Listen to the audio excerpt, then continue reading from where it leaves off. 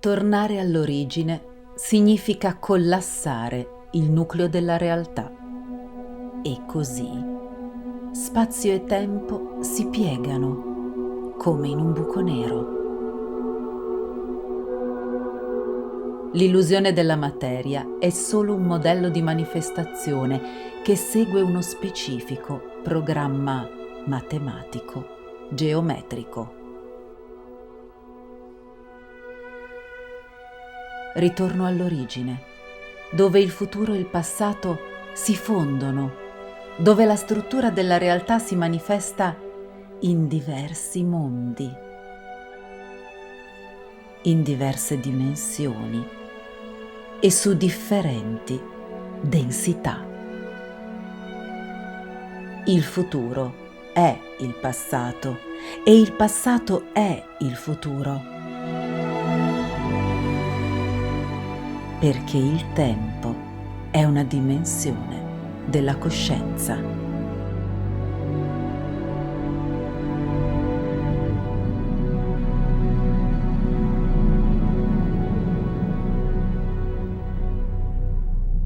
Ritorno all'origine.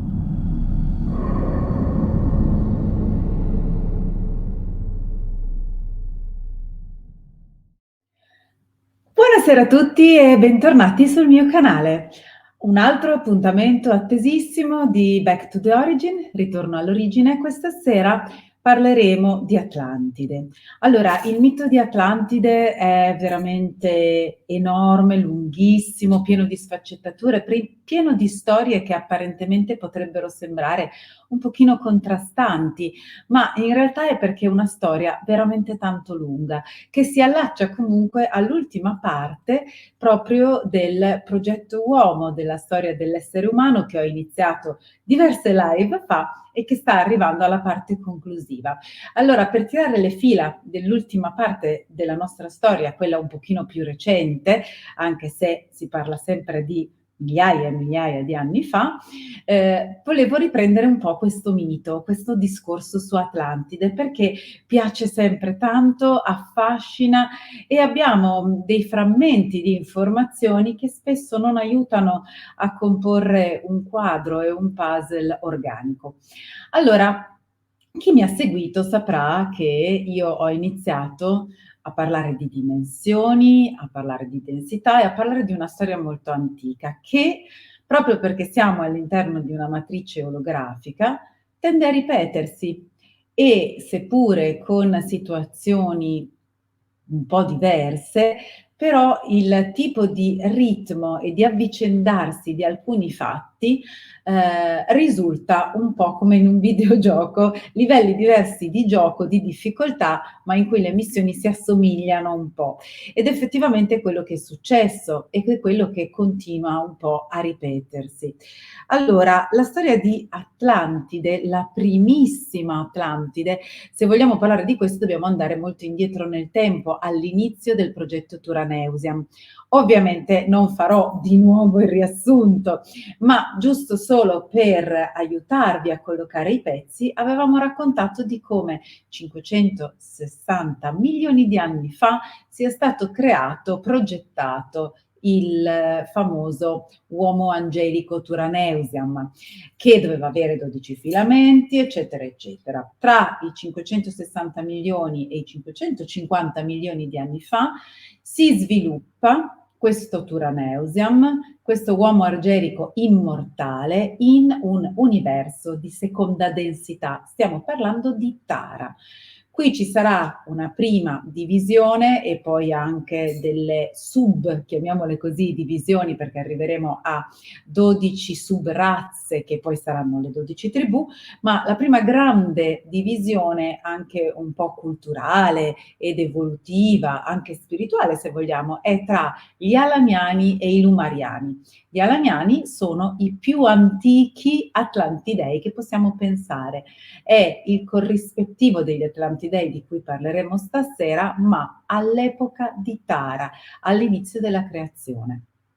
Ora non vi racconterò tutti gli eventi che hanno portato a una digressione nel DNA, una corruzione della razza e alla distruzione di Tara, di parti di Tara. abbiamo già raccontato come parti di terra siano cadute nell'universo di prima densità e si sia formato il sistema solare, compresa la Terra, formata da 12 pianeti, anche se noi in realtà tendenzialmente ne contiamo un po' meno. Per tutte le informazioni relative a questo vi invito a vedere le live precedenti e andiamo avanti. Abbiamo visto che questo ha creato un grosso sconvolgimento, c'è stata la necessità di creare un campo morfogenetico che potesse aiutare le anime della vecchia Atlantide, degli Alaniani, a ricollocarsi, ed è stata questa la famosa sfera di Amenti, che è stata poi spostata più volte, che abbiamo ritrovato nella nostra storia, ed è stata quella che ha permesso la prima, la seconda e la terza semina. Nella prima semina ci è voluto un sacco di tempo prima di poter ricreare sulla Terra delle razze che richiamassero come progetto genetico, potessero riaccogliere per esempio gli alaniani, e stiamo parlando di un periodo che va da 25 milioni di anni fa a 5 milioni e mezzo di anni fa per la prima semina. Tutti i dettagli anche di questo li ho trattati in altri video. C'è stata poi una grande guerra, una serie di grandi guerre, le famose guerre elettriche, che hanno distrutto la prima semina e hanno creato tutta una serie di cioè sono state prese dopo questo tutta una serie di misure, chiamiamole precauzionali, ma che hanno vincolato fortemente la possibilità di rievolvere del Turaneusian e quindi anche degli Atlantidei. Ed erano il sigillo di Amenti, ed erano il sigillo di Palaidor, e abbiamo visto che si è persa la memoria, e abbiamo visto che si è persa l'immortalità. Abbiamo avuto la seconda semina e nuovamente attraverso la sfera di Amenti, che questa volta è stata spostata su Sirio B, abbiamo cercato di far reincarnare queste anime, rimettere insieme i pezzi, quindi abbiamo nuovamente una sorta di altra Atlantide, anche in questo caso però con tutta una serie di problematiche legate al proprio DNA e anche tentativi di corruzione, perché all'interno della seconda semina, che vi ricordo è stata tra il 3.700.000 anni fa e 850.000 anni fa, abbiamo avuto l'invasione dei Draco, quindi abbiamo dei rettiliani che arrivano, rettiliani, draconiani, eccetera. Abbiamo tutta una serie di scontri importanti e soprattutto abbiamo gli Anunnaki che da quando eravamo su Tara, da 650 milioni di anni fa, hanno interferito, che questa volta hanno proprio creato una razza ibrida, i Nephilim. I Nephilim fanno parte ancora della seconda semina. Siamo circa a 950.000 anni fa, i Nephilim vengono creati e a loro si oppongono, diciamo, i famosi Seres egiziani, cioè una forma ibrida che prendeva una delle derivazioni, una delle famiglie degli Atlantidei, ed erano state ibridate con altre razze evolute per purificare il DNA e contrapporsi ai Nephilim. Questo è un grande scontro, ci sarà una guerra, scusate, questo è Odino che passa, ormai siete abituati, e questa grande guerra porterà, la famosa guerra dei 1000 anni, alla necessità di un accordo, di un trattato con gli Anunnaki, tra il Consiglio siriano, quindi diciamo chi in teoria doveva essere pro vita e positivo, in teoria perché le infiltrazioni ci sono sempre state, e le razze invece soppressive. In questo accordo c'era la possibilità di creare una razza mista che doveva essere Yanu Melchizedek, nuova però, non più i Nephilim, che doveva seguire principi luminosi, positivi, pro vita. Questo era l'ennesima fregatura, perché per un periodo abbastanza lungo in effetti questo è avvenuto, ma chiaramente era il cavallo di Troia, era il modo di inserire una razza nella civiltà e nel flusso temporale che fosse insospettabile, ma che avendo invece dei geni e dei caratteri Anunnaki avrebbe potuto poi prendere il potere e deviare il corso della storia, che è quello che in effetti è successo. Vi ricordo che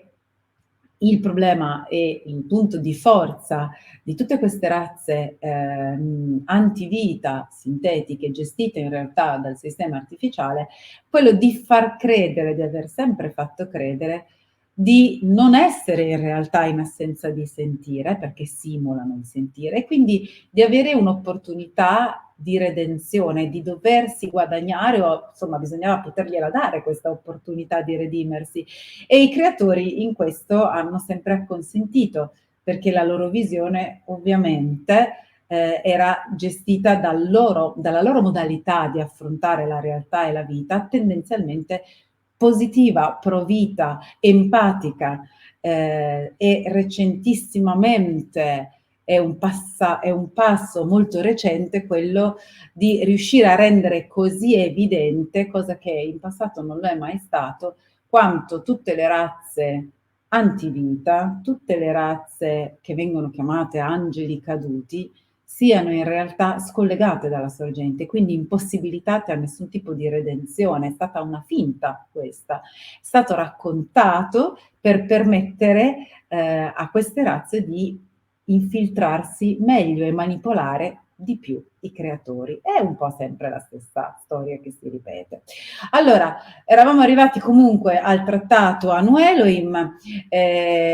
scusate, El Anu, perché viene chiamato così, trattato El Anu, che creerà questo Anu Melchisedec, quest'altro ibrido. Da lì in poi inizierà la terza semina, perché con la guerra dei 1000 anni è di nuovo stato sterminato un po' tutto. La terza semina ci vorrà molto tempo prima che le razze si manifestino veramente sulla Terra, e eravamo arrivati qui, parlando proprio nella puntata precedente, di come grazie a una matrice che fornisce una sorta di matrice ospite, l'opportunità di far entrare tutta una serie di razze che provengono dai semistellari, Starseed, e della Terra, Earthseed, di reincarnarsi, per poi piano piano nello sviluppo riattivare tutta una serie di filamenti di DNA. Ci sono addirittura 12 razze coinvolte per ricreare il famoso Turaneusiam dell'origine, che era, ripeto, immortale, che aveva la possibilità di essere un guardiano angelico e che doveva proteggere le dimensioni quarta, quinta e sesta, quindi la seconda densità, Tara, e che era collegato alla sorgente, quindi con un'energia e la possibilità di creare. È stato frammentato più e più volte, e in tutte queste frammentazioni sempre più disconnesso, scollegato dalla sorgente, rinchiuso in dimensioni sempre più basse e depotenziato la sua capacità di riconnettersi con i vari fili del DNA, tanto che per ricostruire tutto questo è necessario l'inserimento di queste 12 razze, ripeto, 7 semi della Terra e 5 stellari, che sono stati inseriti per la terza volta nella terza semina in tempi diversi. I semi della Terra compaiono adesso, quindi per la terza volta, sulla Terra, con uno scandirsi, diciamo, temporale piuttosto lento, perché vediamo i lemuriani della terza semina arrivare circa 73.000 anni fa, ed erano quelli che avrebbero dovuto riattivare, ricostruire, rendere utilizzabile il secondo filamento di DNA.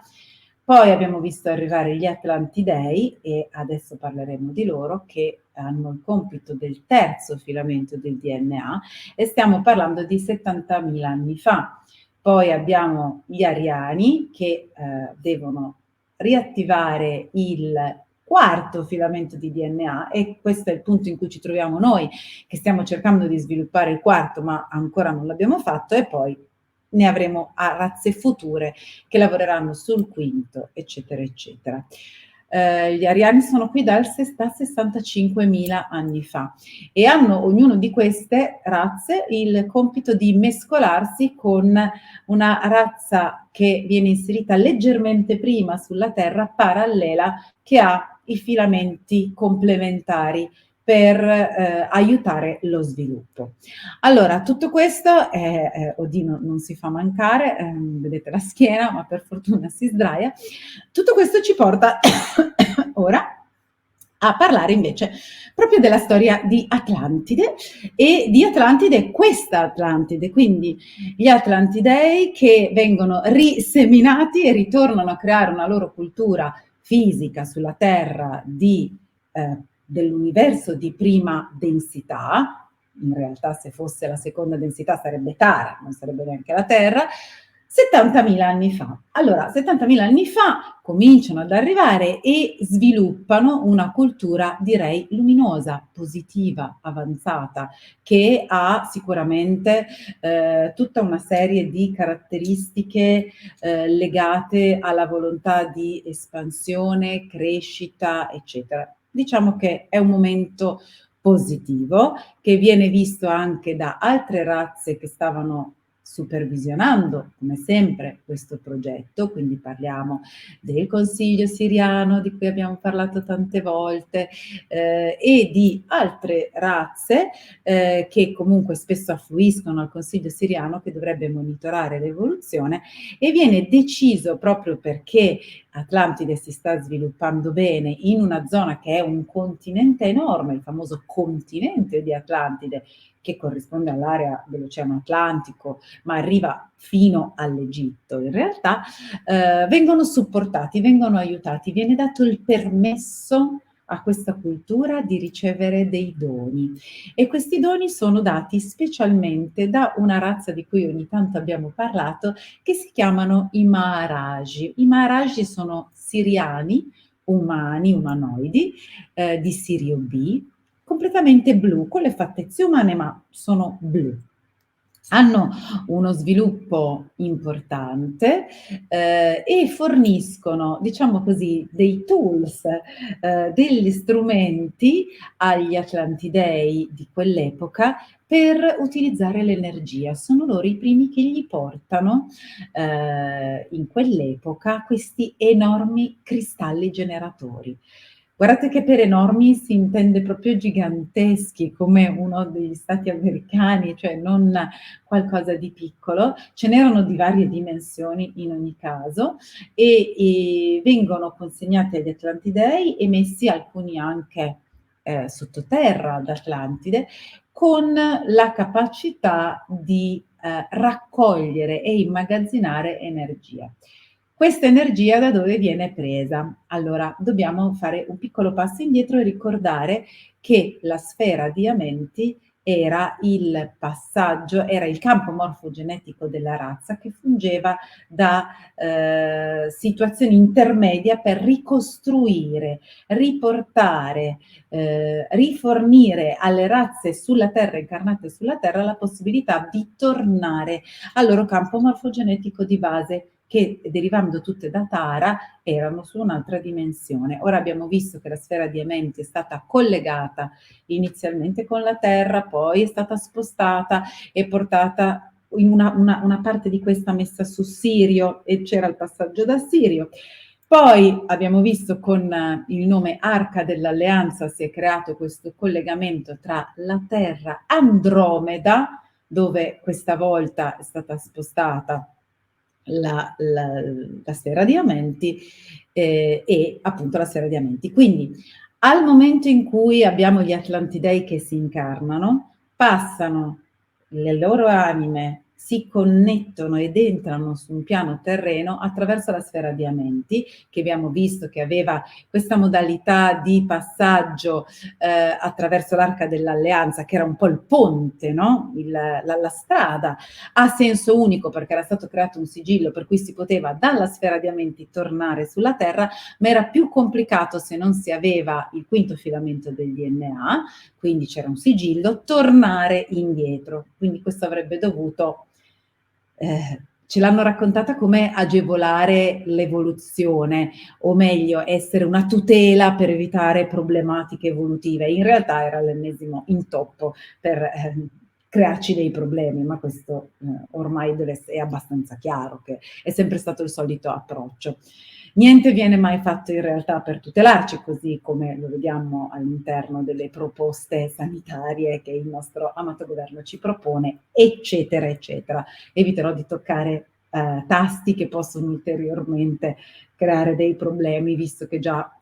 YouTube sta facendo dei giochini strani per evitare che le mie live entrino all'interno di quelle consigliate in YouTube, insomma, non è indicizzato. E anzi, proprio per questa ragione vi invito, visto che a voi costa poco, ma per me può essere importante, a mettere un like, schiacciare sul pollice in alto e questo ovviamente agevola un po' la diffusione di questi argomenti che sono veramente qualcosa che si fatica a trovare e conoscere. Ma andiamo avanti. Allora, abbiamo visto che si è creato questo collegamento importante tra la Terra e Andromeda attraverso Stargate, un passaggio, un portale che era chiamata l'Arca dell'Alleanza.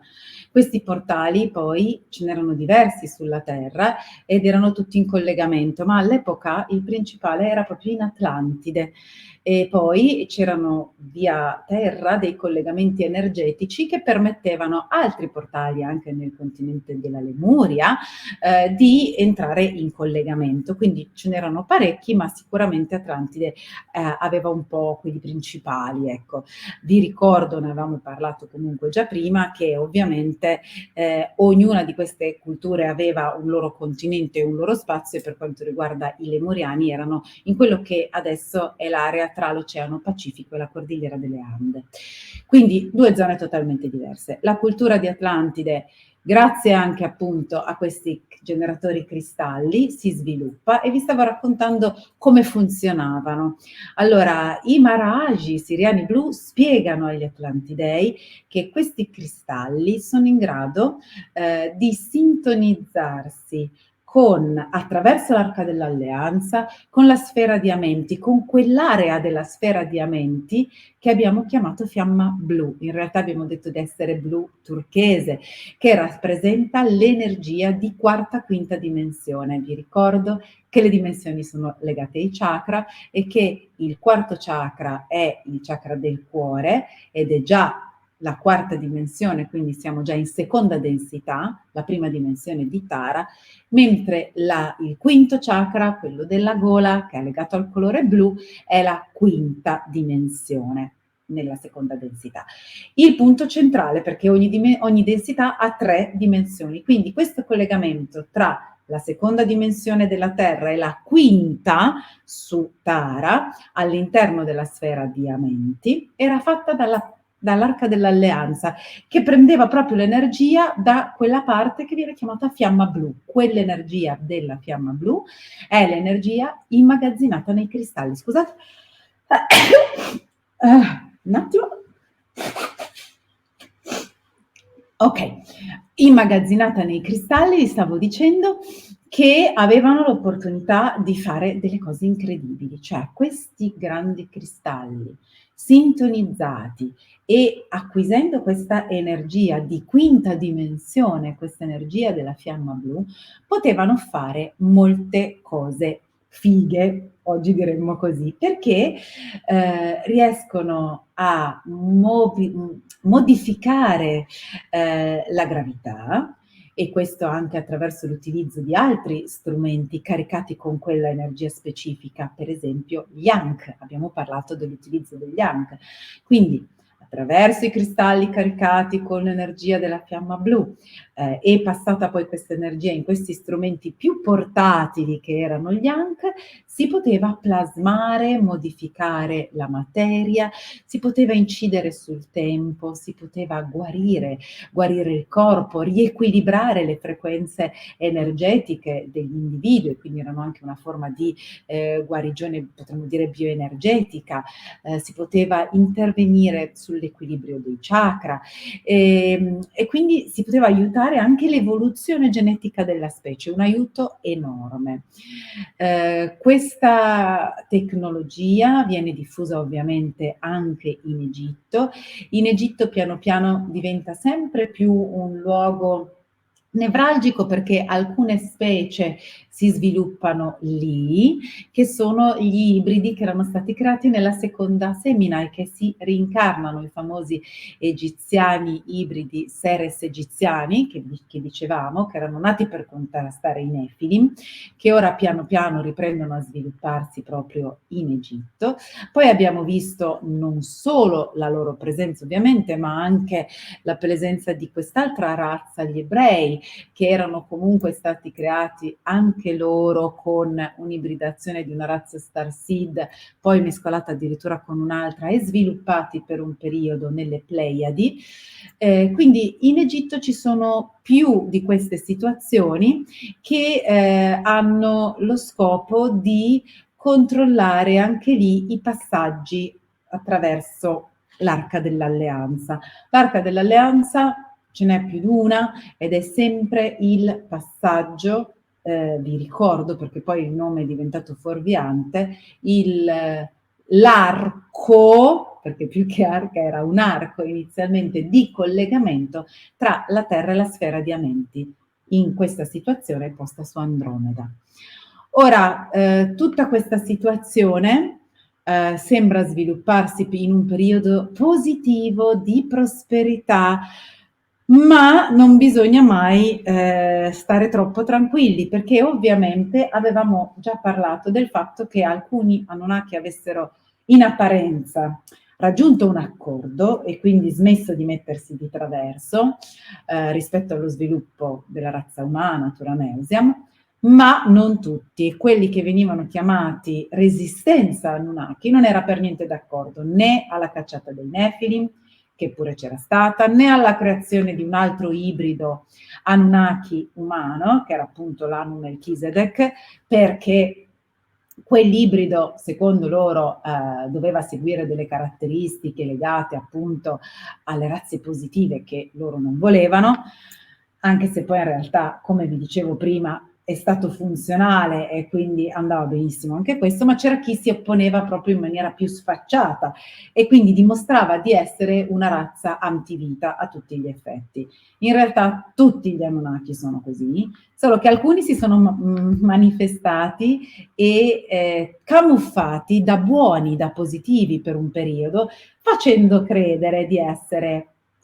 i buoni del momento. Invece altri hanno sempre dimostrato di essere antivita, di essere negativi, di essere legati a una volontà di controllo, distruzione e schiavitù degli esseri umani. Questi qui, che chiameremo appunto resistenza Anunnaki, hanno iniziato ad infiltrare nuovamente, come era già successo nella seconda semina, come era successo nella prima semina, come era successo addirittura all'inizio su Tara, perché vi ricordo che gli Anunnaki, vendicatori di Anu, già all'inizio erano stati creati proprio per contrastare la razza umana angelica guardiana, quindi proprio sono, come dire, la nostra disdetta, perché continuano a perseguitarci e perché la loro creazione è nata proprio per impedire a questo potentissimo essere umano creatore di riprendere il controllo non solo di se stesso, ma anche della matrice temporale e anche della realtà. E questo implicherebbe la loro fine, che è quello che ci auguriamo in tempi piuttosto brevi. Ma andiamo avanti. Allora, 70.000 anni fa e fino a 55.000 anni fa, la razza, cioè il continente di Atlantide si sviluppa positivamente con anche tutta una serie di doni che arrivano da altre razze e con tutta una serie di aiuti. Questi cristalli sono molto interessanti anche per gli Anunnaki della resistenza Anunnaki, quelli negativi, che nel frattempo, in tutti questi migliaia di anni, si sono infiltrati all'interno della classe di governo, i famosi Templari Anu, gli illuminati, diciamo, si sono infiltrati anche nell'area religiosa, nell'area dei sacerdoti, sempre più cercando di capire come funzionassero bene questi cristalli e capendo che potevano essere uno strumento essenziale nel caso della volontà di un attacco. cioè questi cristalli potevano diventare, insieme all'Arca dell'Alleanza, un'arma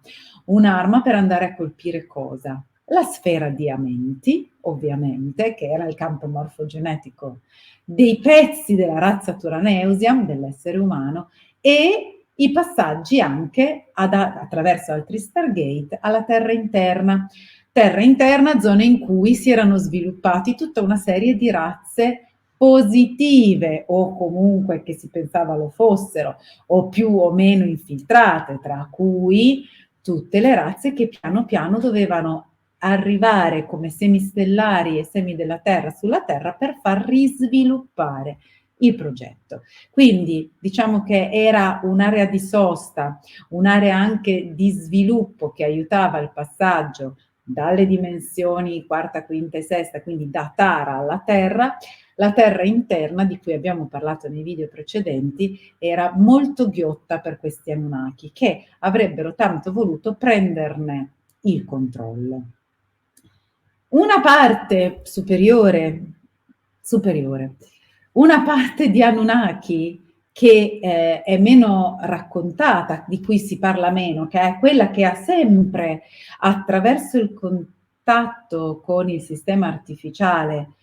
avuto una visione di insieme più ampia, era assolutamente consapevole che la terra interna era una loro creazione e quindi uno strumento che al momento giusto sarebbe sempre stato utile, cosa che effettivamente è stata. Dovete pensare che, come al solito, come succede anche oggi, a seconda della posizione in cui vi trovate, anche questo vale anche per gli Anunnaki, questi erano a conoscenza di solo una parte della realtà in cui si ritrovavano a gestire situazioni e azioni. Quindi la matrice temporale, che ha una struttura piuttosto complessa ovviamente e che è gestita dal sistema artificiale, è gestita totalmente, ma non in tutti i piani, non in tutti i livelli. Le entità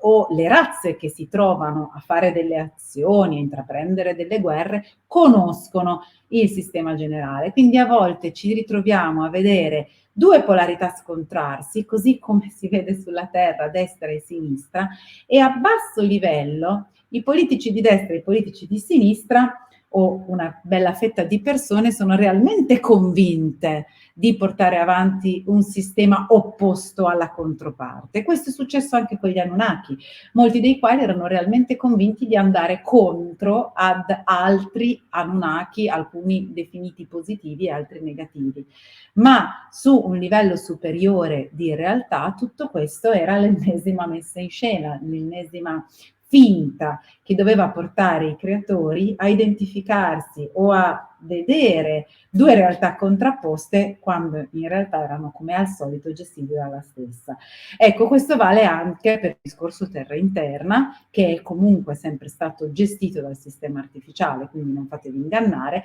e così e vale anche per Anunnaki buoni e Anunnaki cattivi, che non esiste, ma in alcuni momenti storici si sono travestiti da buoni e molti hanno anche pensato di esserlo probabilmente, o comunque è stata fornita quel tipo di narrativa da seguire, anche se interiormente restano comunque tutti una razza in assenza di sentire, che simula il sentire e che porta avanti unicamente quello che il programma gli dice di fare, quindi delle indicazioni di base che hanno inserite al loro interno, addirittura nel loro DNA. Ok, andiamo avanti. Abbiamo visto come quindi da 55.000 anni fa gli Anunnaki tentano di ribaltare questa situazione che sembrava di sviluppo abbastanza positivo. Si infiltrano un po' dappertutto. Inoltre avevano degli alleati potenti, ancora da quando c'era stata la famosa guerra dei 1000 anni, quindi in collaborazione con i rettiliani, draconiani, dracon, eccetera, eccetera, sia razze di prima densità, sia razze di seconda e terza densità, perché vi ricordo che i dracon originali sono addirittura di universo di terza densità, si infiltrano, cominciano a manipolare e cercano di ibridare, distogliere, deviare le linee del DNA degli abitanti della Terra e soprattutto della razza creata apposta ibrida, gli Anu Melchizedek, che fino a quel punto comunque erano ancora geneticamente puri, abbastanza positivi. Come fanno a farlo? Attraverso delle ibridazioni, perché loro stessi avevano un sigillo. Nel momento in cui c'era stato l'accordo Anu-El, il trattato El-Anu, quel tipo di trattato 850.000 anni fa, chi si era opposto degli Anunnaki gli era stato posto un sigillo sul quinto filamento in modo tale da evitare di andare a spasso, a rompere le scatole, ma loro ovviamente hanno utilizzato tutte queste limitazioni per contaminare il loro sistema è sempre stato questo. Quindi corrompono il DNA, entrano in Egitto, entrano soprattutto in Atlantide, entrano tra i sacerdoti e si mettono in testa di voler conquistare sia la terra interna, come vi dicevo, che distruggere la sfera di Amenti. Facendo come? Utilizzando i cristalli di Atlantide come arma. Questo è un progetto che comincia a diventare, saltare agli occhi, sia perché gli abitanti della terra interna si accorgono di questa manipolazione in atto, e sia perché altri di Atlantide capiscono che ci sono delle infiltrazioni all'interno dei guardiani, all'interno dei sacerdoti, si accorgono che si sta cercando di utilizzare questi cristalli per sfondare la barriera elettromagnetica che protegge i portali, perché comunque i portali sono tutti protetti, i portali della terra interna, i portali dell'Arca dell'Alleanza, tutti gli Stargate sono protetti e si vuole cercare di sfondarli. Ora, questa cosa fa sì che 48.500 anni fa ci sia una sorta di dimostrazione di forza, cioè arrivano potentemente tutta una serie di razze attraverso una coalizione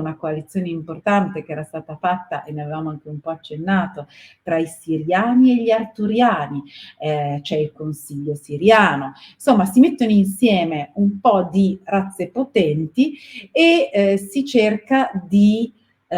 come dire, dimostrare agli Anunnaki della Resistenza e ai draconiani e rettiliani che stanno agendo di sottobosco che non possono fare i furbi. Già 850.000 anni fa, all'epoca del trattato El-Anu, era stato fatto dal Consiglio siriano un avamposto di controllo su Marte. Questo avamposto verrà utilizzato in questa prova di forza e vedremo che reggerà ancora per un po', poi verrà distrutto, sempre dagli Anunnaki, ma per ora c'è, e che serviva a dimostrare che comunque insomma non si poteva fare troppo i furbi. E poi comunque c'è stata una visita in massa di queste razze positive sulla Terra, proprio 48.500 anni fa, e in Egitto e in Atlantide sono state create delle sorte di fortificazioni, ossia sono state create delle misure di sicurezza che impedissero in ogni modo agli Anunnaki della Resistenza, a tutti questi coalizzati insieme, quindi Draco, rettiliani, eccetera, di entrare o di avvicinarsi sia alla terra interna che all'Arca dell'Alleanza, quindi misura di sicurezza ulteriori, e inoltre sono state anche create delle basi operative sulla superficie. Ora, di queste noi ovviamente quelle su Atlantide non è rimasto più niente, quindi niente sappiamo, ma su quelle dell'Egitto invece sì, perché è proprio questa l'epoca della costruzione iniziale originale della grande piramide di Giza, che è stata costruita sopra al punto in cui c'era l'Arca dell'Alleanza, cioè il passaggio, uno dei passaggi tra la Terra e la quinta dimensione, il nucleo di quinta dimensione in Andromeda e appunto il punto in cui c'era questo passaggio tra Terra e Andromeda e quindi l'ingresso nella sfera di Amenti, e un'altra fortificazione che doveva essere terrifica, incutere paura, è stata la Sfinge lì accanto, dove sotto c'era il passaggio per la terra interna, quindi un altro Stargate, diciamo. Ora, queste costruzioni sono state create anche perché, per esempio, come avevamo già detto, la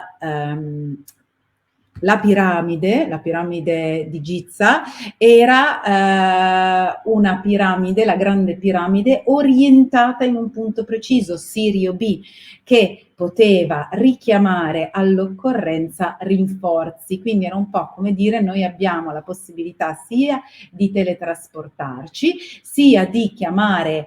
flotte amiche di Sirio B in aiuto se voi Anunnaki rompete le scatole. Questo era il discorso. Quindi doveva essere, oltre che una forma di tutela, anche un deterrente abbastanza importante per evitare casini come al solito. E vedremo che per un po' questa cosa funziona. Infatti abbiamo una serie di passaggi, tra l'altro, di varie razze proprio in questo periodo, perché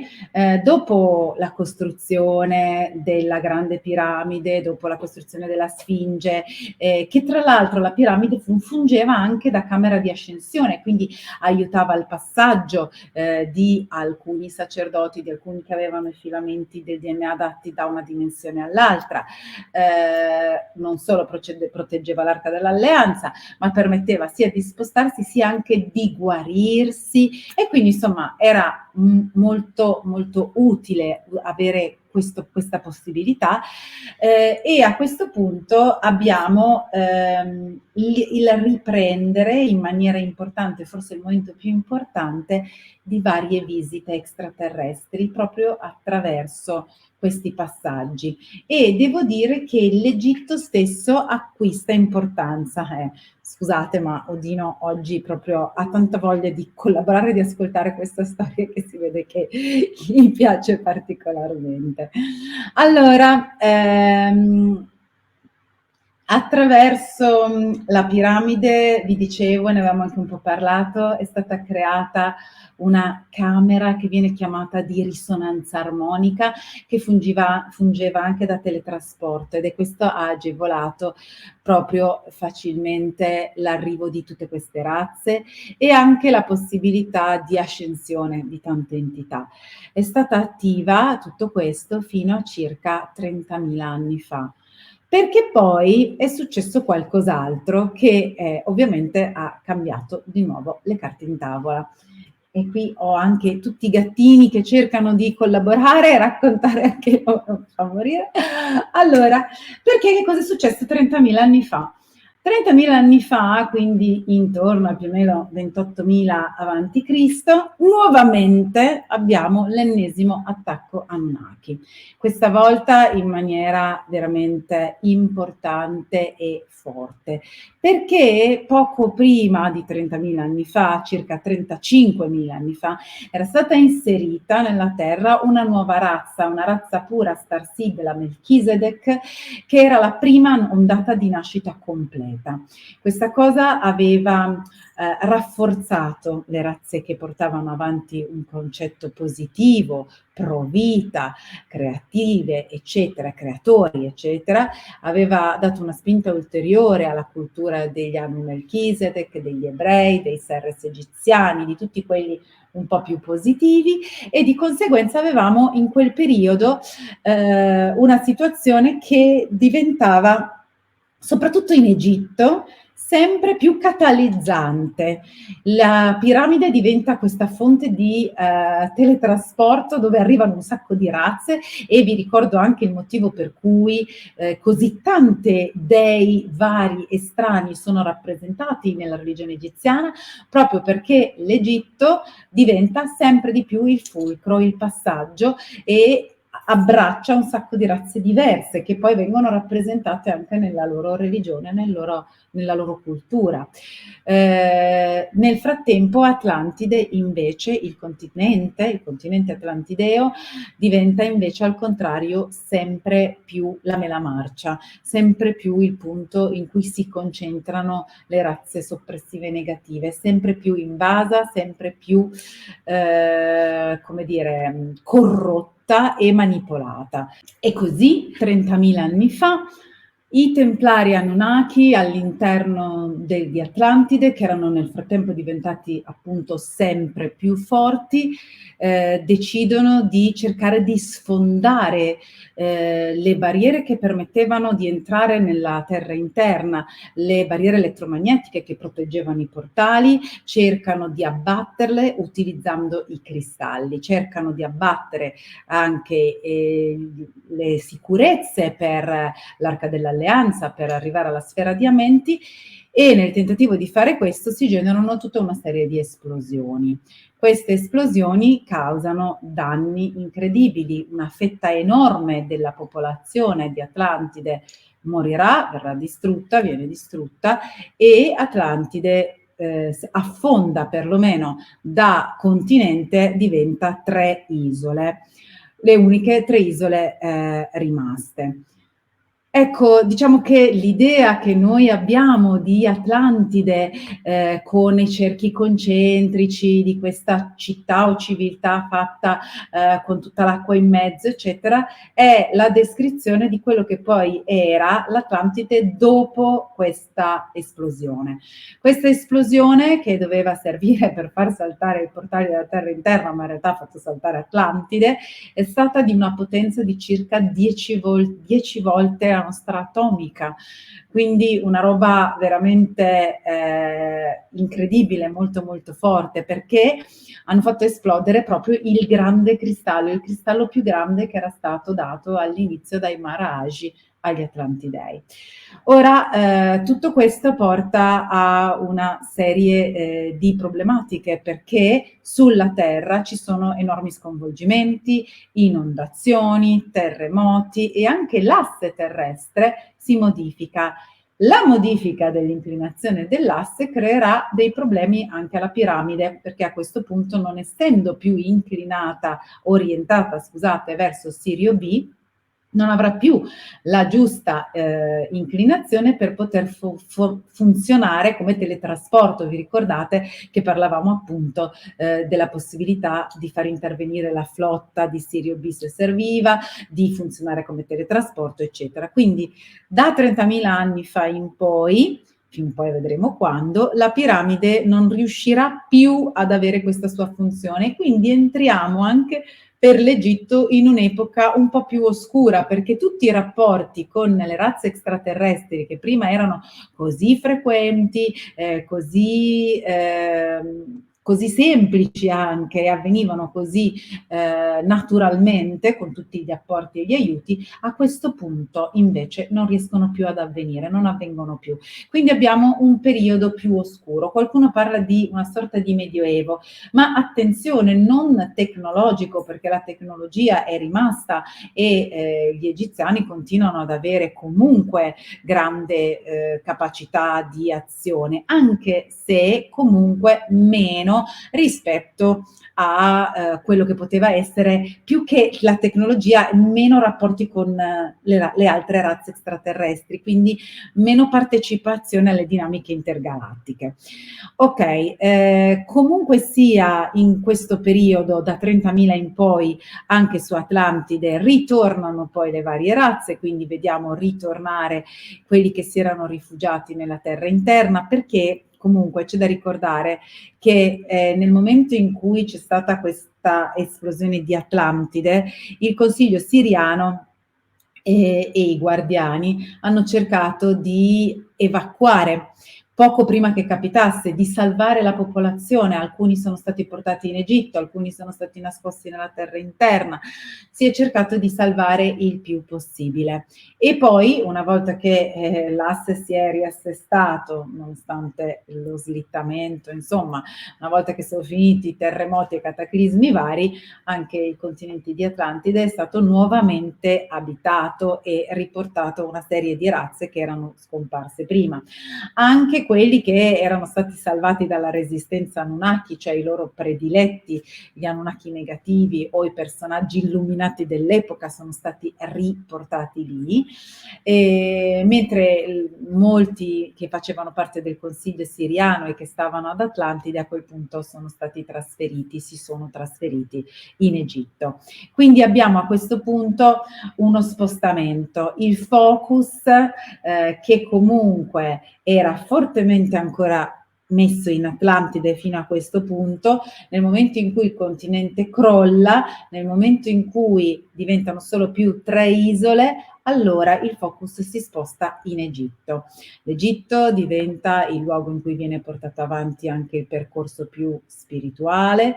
e nonostante spesso si creda che Atlantide fosse una civiltà spiritualmente molto evoluta, a meno che non si vada a parlare del Curaneusium e di 560 milioni di anni fa all'origine, ma quella è un'altra storia, ma in quest'ultimo periodo gli Anunnaki sono sempre stati lì, hanno sempre gestito completamente la cultura atlantidea. Quindi stiamo parlando di una cultura che si è venduta come positiva e anche evoluta da un punto di vista spirituale, esattamente come oggi la nostra politica ci dice che stiamo andando verso il miglioramento attraverso il controllo delle malattie, il controllo delle nascite, il transumanesimo, che è una roba fighissima perché diventiamo più belli, più bravi e più potenti, stessa cosa. Ricordatevi che la storia si ripete e quello che è stato spacciato come progresso tecnologico e addirittura spirituale non aveva niente di spirituale, anzi la tecnologia e il grande progresso tecnologico è stato utilizzato per schiavizzare le persone, come oggi l'utilizzo di cellulari e tablet rincoglionisce i nostri bambini e non gli permette di sviluppare le proprie capacità anziché agevolare, nasce per agevolare ma poi schiavizza. In chiusura poi dirò ancora 2 cose su questo, ma adesso vorrei finirvi il discorso perché dalla distruzione parziale di Atlantide 30.000 anni fa, che l'ha portata da continente a farla diventare 3 isolette, il focus generale sulla Terra si sposta sull'Egitto. La roccaforte della resistenza Anunnaki in Atlantide si rimette in piedi, così come era stato prima quando ancora era continente, e cercano di nuovamente attaccare, ma questa volta l'attacco non è più ad Atlantide, che ormai ci sono solo più 3 isolette, quindi non avrebbe assolutamente più senso. Questa volta ha senso invece, secondo loro, attaccare proprio l'Egitto direttamente. E infatti 12.500 anni fa avremo un attacco colossale proprio attraverso e tramite le razze legate alla resistenza Anunnaki, sia nello spazio che sulla Terra. Sulla Terra soprattutto l'Egitto verrà colpito, nello spazio ci sarà uno scontro importantissimo dove la flotta Anunnaki verrà sconfitta proprio nell'area di Nibiru, del famoso pianeta Nibiru. È uno scontro che vede vincitori le razze dei guardiani, della coalizione siriano-arturiana, quindi diciamo i buoni in apparenza, o comunque quelli che volevano portare avanti quel tipo di principio, hanno la meglio, ma non senza perdite, perché l'avamposto che era stato messo su Marte, di cui vi avevo parlato, già creato 850.000 anni fa all'epoca del trattato El Anu, è stato distrutto, quindi l'avamposto marziano dei siriani, positivo, di protezione, è andato perso. Sono state colpite pesantemente la Sfinge e la piramide, quindi distrutti quasi completamente, e quindi i simboli che dovevano essere i simboli della cultura positiva che si era creata, provita, luminosa, dell'epoca precedente in Egitto, vengono fortemente colpiti. Ma gli Anunnaki vengono comunque sconfitti e soprattutto viene salvato il portale della terra interna e salvata l'Arca dell'Alleanza, il passaggio attraverso l'Arca dell'Alleanza. Queste erano le cose principali che serviva. Quindi, nonostante l'attacco sia stato 30.000 anni prima su Atlantide e non prima, 30.000 anni fa e poi 12.500 anni fa anche sull'Egitto, non riescono a prendere il controllo della sfera di Amenti, dei portali, e quindi in realtà se ne esce con una sconfitta per gli Anunnaki e grosse perdite e grande distruzione anche da parte invece degli egiziani e delle razze positive. Per cui che cosa succede? Che il Consiglio siriano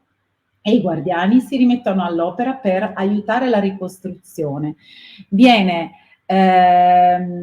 ricostruita la piramide, la grande piramide viene ricostruita e questa volta l'allineamento non sarà più su Sirio B, ma viene spostata verso Alcione. Quindi avremo il collegamento con Alcione e la riabilitazione comunque di un altro piccolo Stargate che era un po' la vecchia strada, quella con Sirio B, che poi veniva chiamata Terzo Occhio di Horus, era sempre il collegamento con Sirio B, che però era diciamo per razze minori, veniva utilizzato molto di meno. Quello che viene utilizzato 12.500 anni fa dopo la ricostruzione della piramide, da lì in poi è più che altro il passaggio attraverso la piramide con Alcione. E lì vedremo pleiadiani, vedremo varie razze passare, arrivare e di nuovo una ondata importante di alieni di razze aliene che arrivano sulla Terra, arrivano per costruire, arrivano per aiutare e per riportare nuovamente uno sviluppo culturale e tentativo anche spirituale. La resistenza Anunnaki ricomincia a radunarsi e tornare in parte su Atlantide, cercando nuovamente su Atlantide di avere la sua roccaforte, ma si genera una sorta di equilibrio in cui il Consiglio siriano e i guardiani riescono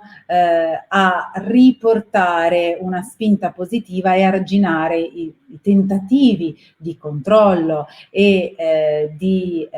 come dire, manipolazione da parte degli Anunnaki. Sempre e ancora abbiamo un Egitto in cui questa volta più che mai, perché nonostante abbiano cercato di colpirlo, non sono riusciti a vincere e quindi abbiamo, come vi dicevo, la piramide che funziona di nuovo bene come teletrasporto, abbiamo un sacco di razze che arrivano, un sacco di sicurezza intorno alla piramide e ai portali che non permette ai non autorizzati di passare e molte razze che erano già state presenti nell'altro periodo in cui vi raccontavo che c'erano state tante interventi, tante visite aliene e parlavamo del periodo dopo la dimostrazione di forza, no? Da 48.500 anni fa fino a 30.000 già ce n'erano stati, molti sono gli stessi, molti sono altri e questa volta più che ancora prima andranno a essere rappresentati dalla religione, dagli dei egizi che in questo caso proprio raccontano la storia di questo periodo, che va da 12.500 anni fa a 11.500 anni fa. Parliamo di circa 1.000 anni in cui si mantiene una sorta di equilibrio, anzi abbiamo uno sviluppo positivo, vengono ritirate fuori le Ankh, riutilizzate anche per ricostruire la piramide, rimetterla a posto, appunto allinearla ad Alcione, teletrasporti che vanno, che vengono, un sacco di gente che va e che viene, un bello sviluppo. Poi 11.500 anni fa circa, ci sarà un evento di cui parleremo martedì, che cambierà completamente lo sviluppo della storia sulla Terra e sarà l'evento che vedrà sprofondare definitivamente Atlantide sotto il mare. Ma di questo ne parleremo martedì prossimo. L'ultima cosa che ci tengo a identificare e a specificare bene è questa. C'è spesso questa confusione nel pensare, e anche la New Age alimenta questa confusione, il pensiero che in qualche modo l'evoluzione spirituale sia collegata con l'evoluzione tecnologica e le razze spiritualmente avanzate abbiano anche un'avanzata tecnologia. Questo non è assolutamente vero. Anzi, lo sviluppo tecnologico è fortemente legato al sistema artificiale e quindi è l'ennesimo modo per schiavizzare i creatori, renderli dipendenti e inibire le loro potenzialità. Quindi le razze altamente sviluppate tecnologicamente sono perlomeno gestite da razze soppressive. E questo è il motivo per cui Atlantide era così tanto sviluppata tecnologicamente, ma assai poco spiritualmente.